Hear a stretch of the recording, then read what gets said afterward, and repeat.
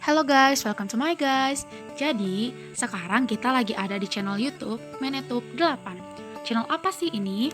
Channel ini berfungsi untuk menjelaskan seputar tentang manajemen nih teman-teman. Nah, sebelum ke situ, perkenalkan kami dari kelompok 8, jurusan Ilmu Peternakan, Fakultas Peternakan, Universitas Pajajaran. Pengertian manajemen adalah seni dan ilmu perencanaan, pengorganisasian, penyusunan, pengarahan, dan pengawasan sumber daya untuk mencapai tujuan yang sudah ditetapkan. Nah, orang yang melakukan atau yang bertanggung jawab atas manajemen disebut manajer. Dalam mencapai tujuan, pasti ada sarana atau alat yang digunakan dalam manajemen. Yang pertama, ada man, lalu money, materials, machines, methods, and markets. Manajemen dibagi menjadi 3 golongan. Yang pertama adalah manajemen tradisional, di mana manajer dianggap serba bisa. Pengetahuannya diperoleh secara turun-temurun atau tradisi. Kekurangan dari manajemen tradisional adalah efektivitas dan efisiensinya kurang. Selanjutnya ada manajemen sistematis, yaitu suatu rangkaian tata kerja dan prosedur untuk memenuhi tuntutan efisiensi dan efektivitas kerja. Selanjutnya yang ketiga, ada manajemen ilmiah, yaitu suatu manajemen yang memanfaatkan ilmu pengetahuan atau manajemen yang berdasarkan pada ilmu pengetahuan. Nah, lalu ada fungsi manajer. Apa sih fungsi manajer itu? Fungsi manajer dibagi menjadi 2, teman-teman. Yang pertama fungsi ke dalam perusahaan, yang kedua fungsi keluar perusahaan. Nah, di fungsi ke dalam perusahaan dibagi menjadi 2 lagi. Yang pertama dilihat dari sudut proses, yang mana prosesnya diawali dari perencanaan, lalu pengorganisasian, lalu penyusunan, selanjutnya pengarahan, dan yang terakhir adalah pengawasan. Nah, dapat juga nih dilihat dari sudut pandang.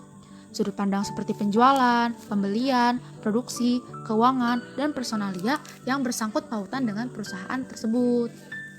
Selanjutnya ada fungsi keluar perusahaan. Contohnya itu seperti mengadakan hubungan dengan unsur masyarakat luar. Di balik ilmu manajemen ada sejarawan dan tokoh-tokoh yang berperan penting. Siapa sih? Yuk kita kepoin. Yang pertama ada Frederick Winslow Taylor. Beliau adalah pencipta scientific management. Apa sih scientific management? Nah, artinya itu adalah manajemen yang menerapkan ilmu-ilmu pengetahuan untuk memecahkan masalah dalam perusahaan.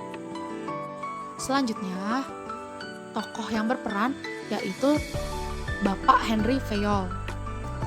Persamaan dengan Taylor, Bapak Henry sama-sama berpendapat bahwa ada prinsip-prinsip manajemen tertentu yang dapat diajarkan dan dipelajari. Perbedaannya dengan Frederick Winslow Taylor, Henry Fayol menjuruskan perhatiannya kepada pimpinan tingkat atas. Sekarang kita masuk ke slide yang menjelaskan tentang perencanaan. Jadi, perencanaan adalah suatu tindakan awal dalam kegiatan manajemen. Terdapat beberapa pengertian perencanaan yang dikemukakan oleh beberapa ahli pada bidangnya.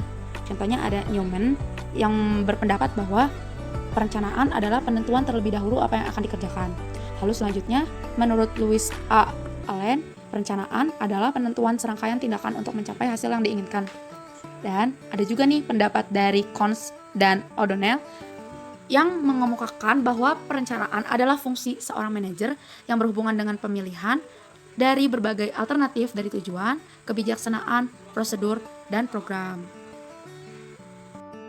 Selanjutnya ada tahapan perencanaan. Fase pertama yang harus dilakukan perusahaan untuk menetapkan rencana, yakni adalah menetapkan tujuan dan tugas perusahaan. Selanjutnya, penentuan dan pemilihan tujuan harus disesuaikan dengan kemampuan perusahaan.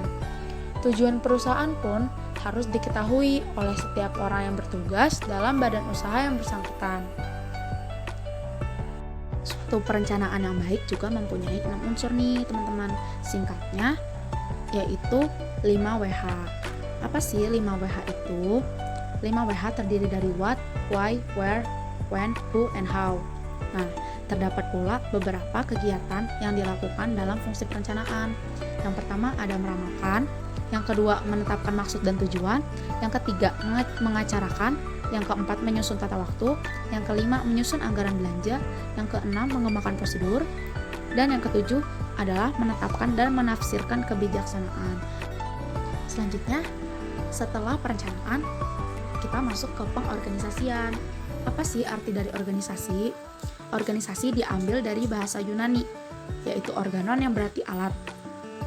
Singkatnya, organisasi bisa diartikan suatu badan yang berisikan sekelompok orang yang bekerja sama untuk mencapai suatu atau beberapa tujuan tertentu.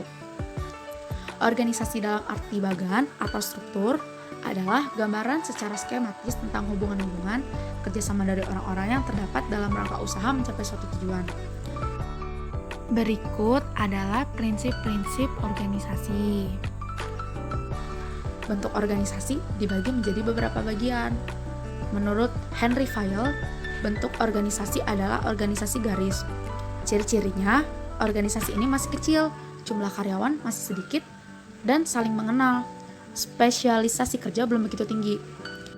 Nah, menurut Taylor, bentuk organisasi adalah bentuk organisasi fungsional. Yaitu segelintir pemimpin tidak mempunyai bawahan yang jelas. Kelebihannya, pembidangan tugas-tugas itu jelas. Nah, spesialisasi karyawan juga dapat dikembangkan dan menghasilkan hasil yang maksimal. Yang ketiga, digunakan tenaga-tenaga ahli dalam berbagai bidang sesuai dengan fungsinya. Tetapi untuk kekurangannya, yaitu sulit mengadakan tour of duty. Nah, para karyawannya juga lebih mementingkan bidangnya sehingga koordinasinya kurang. Selanjutnya, ada bentuk organisasi garis dan staf menurut Harrington Emerson. Umumnya, bentuk ini dianut oleh organisasi besar.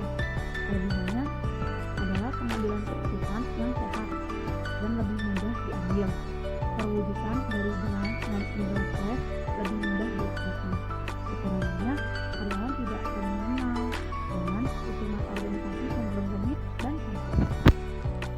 Bentuk organisasi lain adalah bentuk organisasi staf dan fungsional.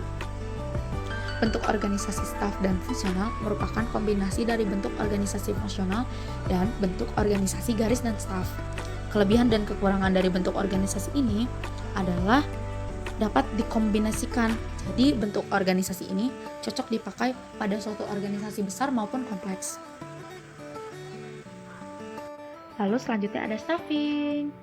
Staffing ini adalah salah satu fungsi manajemen yang berhubungan dengan pengrekrutan, penetapan, pelatihan, dan pengembangan para anggota organisasi. Nah, staffing ini sangat penting karena manajer akan berhubungan langsung dengan para pegawai di lingkungan pimpinannya agar para pegawai ini akan terdorong untuk melaksanakan tugas dengan sebaik-baiknya. Lalu ada fungsi personalia atau penyusunan yang meliputi tugas-tugas seperti memperoleh pegawai, memajukan pegawai, dan memanfaatkan pegawai. Memperoleh pegawai meliputi tugas-tugas menganalisis jabatan, sumber-sumber pegawai, menyeleksi pegawai, memperkenalkan pegawai ke dalam perusahaan. Ini salah satu fungsi setiap manajer ya teman-teman. Analisa jabatan adalah cara manajer untuk menganalisa pekerjaan apa saja yang harus dilakukan oleh orang lain pada suatu jabatan tertentu. Lalu bagaimana cara mengerjakannya, mengapa pekerjaan itu harus dilakukan, dan keahlian apa sih yang diperlukan untuk dapat melakukan tugas? Nah, itu merupakan analisis jabatan. Selanjutnya ada pengarahan.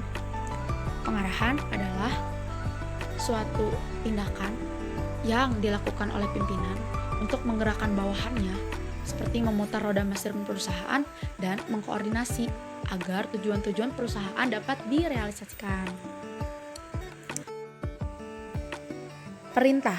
Perintah adalah suatu instruksi resmi, baik berbentuk lisan maupun tulisan, dari seorang atasan kepada bawahan untuk mengerjakan atau untuk tidak melakukan sesuatu, guna merealisasi tujuan perusahaan. Adapun prinsip-prinsip dari perintah, yakni perintah dibagi menjadi dua, yakni perintah berupa lisan dan perintah berupa tulisan. Selanjutnya ada pengawasan. Pengawasan dapat diartikan sebagai suatu proses untuk menerapkan pekerjaan apa yang sudah dilaksanakan, menilainya, dan bila perlu mengoreksi dengan maksud supaya pelaksanaan pekerjaan sesuai dengan rencana semula. Tujuan utama dari pengawasan adalah untuk mengusahakan agar apa yang direncanakan menjadi kenyataan. Nah, prinsip-prinsip pengawasan dibagi menjadi beberapa bagian. Yang pertama ada proses pengawasan. Proses pengawasan adalah hal yang harus dilakukan dalam pengawasan itu sendiri. Nah, yang pertama yaitu menetapkan standar, lalu mengadakan penilaian terhadap kinerja, dan mengadakan perbaikan atau evaluasi. Yeay, sekian. Terima kasih karena sudah menonton ya teman-teman. Jangan lupa like, subscribe, komen, dan share. Bye-bye.